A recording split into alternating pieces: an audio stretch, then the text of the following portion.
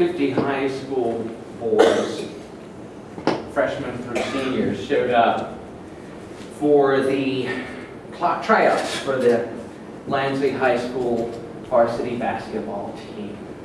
There were only 15 slots. 50 boys tried out. And one in particular didn't make it. He was cut from the varsity team. Michael Jordan. Would you like to be that coach?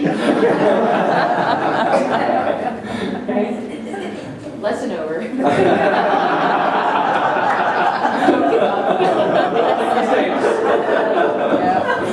Don't give up. Michael Jordan actually says, I've missed more than 9,000 shots in my career. I've lost almost 300 games. 26 times I've been trusted to take the game-winning shot and I failed. I failed over and over and over again in my life. That's why I succeed. You're willing to fail. Confucius says our greatest glory is never in failing, but in rising every time we fall. About getting back up. Right? The other thing about the Michael Jordan story is that, yes, he didn't make the varsity basketball team. He was a sophomore. He was 15 years old and he was barely 5'10" at the time. He hadn't learned to dunk. He hadn't learned to do anything. But actually, the chance and the opportunity to go into the junior varsity team was a gift. He got more playing time. He got to hone his craft. And he got to get good at what he does. He got to step up and become something bigger than he was before. In our society, in our world, we all want instant results. We want to be the superstar tomorrow. I look at it with my teenage son who wants to be instantly famous, and I laugh because I recognize that. Right? I recognize that in myself, the part of us that doesn't want to put in the dues over and over and over again. But that is part of the life's journey. It's not about the success, but about the process. Not about the finished product, but about the process of the product. I look at Alan Klein here, who, quote unquote, is retired. Right? And yesterday he gave his first TEDx talk.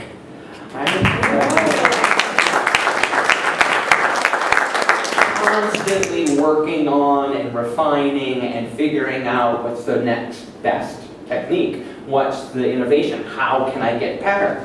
There's no destination, there's only the process. Right? Sigmund Freud was at the podium giving his first talk to a group of professionals, and he was booed off the stage. Right? He laughed, went back to his office, and continued his work, continued writing. You know, there are some who say that Sigmund Freud is still being booed. Still, his theories are being questioned and re-examined. Where do we think that people will stop criticizing us, looking at what we do, and offering some kind of criticism, some kind of critique, some kind of personal opinion? Do we have this idea that once we achieve some kind of success, that when we are successful, then all that stops? Look at President Obama. Look at every politician. Right? They achieve remarkable successes in their lives. But the process doesn't end. This man, you may not know him, but his name is Fred Smith. And he received a C on one of his papers at Yale. A C because when he went to complain to the professor about the grade, he said, well, it's a great idea, and the paper's certainly well written, but to get more than a C in this class, you have to have something that's at least feasible. This was what the paper was about. Right? He had written a paper at Yale about overnight delivery services and how to make it happen. Right? There will always be people who tell you it can't be done and you should just give up and do something realistic with your life, will you? Please, how will that ever make money? This woman, Elizabeth Gilbert, was rejected for 6 years. 6 years before her manuscript, Eat, Pray, Love, was published and became a runaway best hit and film. 6 years of rejection before the success. How many of us in our lives stop before the success? Quit, give up before we achieve what we think we're supposed to do. Mastery of anything that's important is the commitment to the constant pursuit. Commitment to doing it over and over again. And masters aren't masters because they've achieved or they know what the final product should be. Masters are masters because they know there is not one.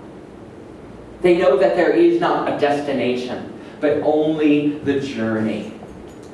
We are all built of unfinished ideas.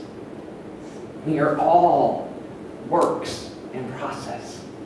And when we can own that fully, it gives all of us the opportunity to become masterful. So think for a second. What is it in your life that you have been working at all along? What is it in your life that you know is not complete and that you won't rest until it's done? That little thing. I'm sure all of you have one or several. Right? That longing, that seed is the voice of God speaking as you, calling you to something higher and bigger than you ever thought you could do. Sarah Lewis is an art critic and historian, and she has a TED Talk out about the gift of the near win.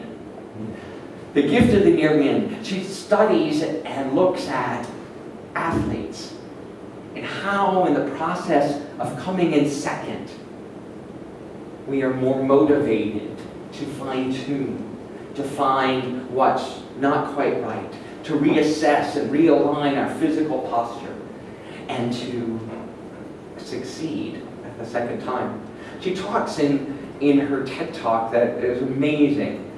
She talks about going to see archers, women archers at Columbia, preparing for the Olympics. Now, if you know anything about archery, which I know very little about it, but they have a circle, right? A target. And in the center of the target, they have something called a 10 ring. And it's about that big around that you're supposed to hit.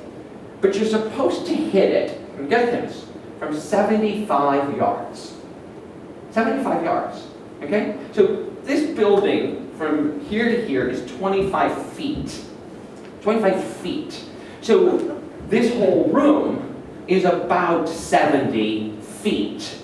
Now multiply that by 3, and you stand right there at the exit sign, and we'll add another building which takes us all the way across the street, and then another building which takes us into the Walgreens parking lot. And then you take a bow, and you stand over there, and you try and shoot the side of a barn. The side of a barn from 75 yards. And yet these women do it over and over and over again. Trying to find the mastery, trying to find the perfect angle. And there's an archer's dilemma, something they talk about in archery, that you can't actually aim for the target to hit it. You have to aim somewhere over it or to the side of it, depending on the wind and other trajectories. You can't actually aim for what you want to hit. You have to aim at something higher. How? How many of us could apply that in our lives, right? That we have to aim really high in order to achieve anything. Coming close, coming in second, coming in close to what you think you wanted can help you attain things beyond your wildest dreams. You didn't know you wanted it. You didn't know it was the goal. And it turns out to be absolutely incredible. According to art historians, Leonardo worked on the Mona Lisa for 4 or 5 years and never, ever considered it finished.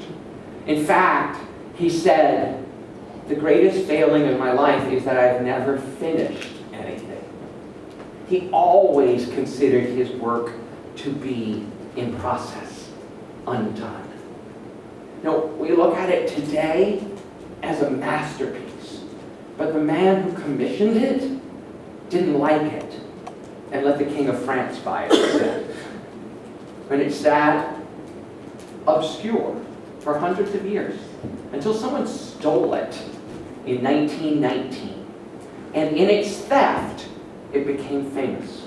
It became one of the most popular paintings in the world by that process. But Leonardo never saw it that way. He saw it as something he was still working on. Historians agree that Thomas Edison tried many, many different versions of the light bulb before he was successful. But historians also know that he wasn't the first. That people have been trying different methods of inventing illuminated light for almost 100 years before Edison. From 1802, there were reports of people trying to invent the light bulb. He didn't patent this until 1879. Right? So 77 years before he got it right. And we have this idea, right, in our society that we're supposed to just have all these brilliant, original ideas springing from our head. Well, if somebody's already done it, then it's not worth doing, right? We'll have to do something completely unique and out of the box in order to get noticed, to be famous, and to make our fortune. But that doesn't hold up when you really look at companies. When you really look at who does well. Look at Google. Was Google the first company to do an internet search engine? No. But what they did was do it better. Look at Facebook.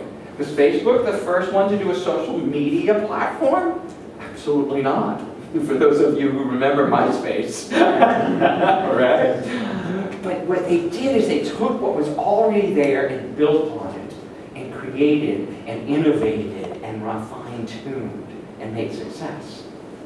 So I know that I sometimes get caught in that trap as well, where I think I have to do something new or something outside the box.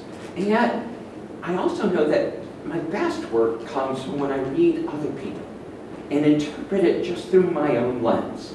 When I talk about what other people are doing and being and seeing in the world. And I bring that forward just to say, hey, what do we all think about this?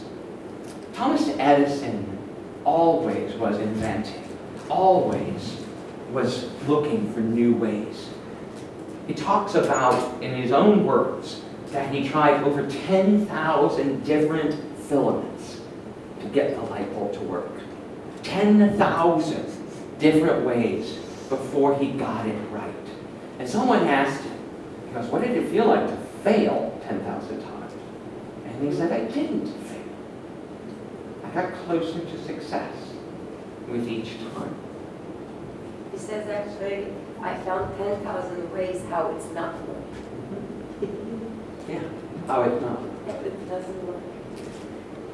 Cézanne so didn't think his work was done that he often would take a painting and put it aside with the intent to go back and finish it later. As a result, he only signed 10% of his work in his whole life. 10% of all of Cézanne's paintings got signed because he didn't think they were done. He was in the process. So, I invite you to look at persistence, to look at that dogged attention to improvement, into going forward as a way to create your life. Now, persistence is different than stubbornness. I wrote about this in my blog this week. Right? Stubbornness is This is the way it's got to be. This is the way I see it. And I am just going to hold this vision and hold this vision because unity tells me that thoughts create. And I am going to hold this vision till it manifests in the world. Right? Persistence is knowing that there is a goal that sometimes we have to aim higher for or to slightly to the left. But the goal may be 75 yards away. And that we are determined to try everything in every way to adjust our postures, to adjust our stance, to adjust the trajectory, to get there. To look at, instead of banging our head against the wall, to go around it. Instead of keep trying to climb over the wall, just to find the door. To take feedback. Because stubbornness has many different forms. Stubbornness can be, I know I'm right. But stubbornness can also be, I know I'm wrong. I know I'm not capable. I know that I don't have it in me. I know that I'm too old. I know that that opportunity has passed me by. That is just as much stubbornness as I'm right. And which way is it showing up in your life at this moment? Is it you think that you know the best way? Or do you think that you can't? That you're a failure? Persistence is the opportunity, the chance to try everything, to take feedback, to get coaching, to enlist allies, to ask for help, to see it differently, to step back and to know life differently. So next time you encounter that brick wall, ask people on the other side of it. Hey, over there, how'd you get through? Ask the people behind you. Do you know if there's a door? Is there a way over this that I don't know about? Be amazingly humble and see things from a new perspective. Don't give up. Don't give up. Innovate and adapt someone else's idea so that it works for you. There are no original ideas. Radical, isn't it? There are no original ideas. And at the same time, every idea is a combination of things that have never existed together before. There's nothing new under the sun, and yet you get to put it together like it's never been done before. It's an amazing divine paradox. It's both, oh, I thought I was just so unique, and at the same time to realize I am. Both things exist at once. So use that to innovate, to ask for help, and to not give up. And then please don't give up because you might fail. I have failed so many times. Everybody in this room has failed so many times. When we can all be vulnerable and honest and admit that, when we can admit that we're not perfect, we become perfect. We become perfect for the situation. When we can admit we are not doing it perfect, we are open to the perfect solution. The other divine paradox of creation. And don't give up because you think you're not special enough. You are, each and every one of you, an expression of the divine. And your playing small doesn't serve the world, and it certainly doesn't serve you. You are radically unique, divine, and gifted. Today, you can make the difference wherever you are in your life, whatever that goal is, and step forward and live. Live holy, live perfectly, live divinely. Let's take this into our time of meditation.